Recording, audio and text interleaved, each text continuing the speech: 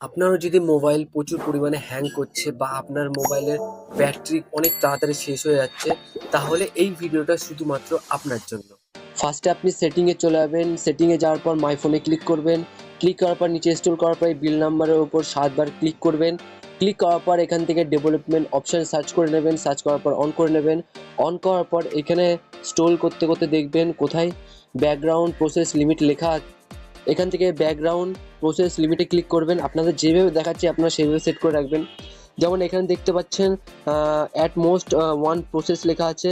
আপনারা এখান থেকে 2টো কি 3টে প্রসেসে ক্লিক করতে পারেন, যেহেতু আপনার মোবাইলে যত ব্যাকগ্রাউন্ডে যতগুলো অ্যাপস চলবে তত আপনার মোবাইলে কিন্তু ব্যাটারি অনেক তাড়াতাড়ি শেষ হয়ে যাবে।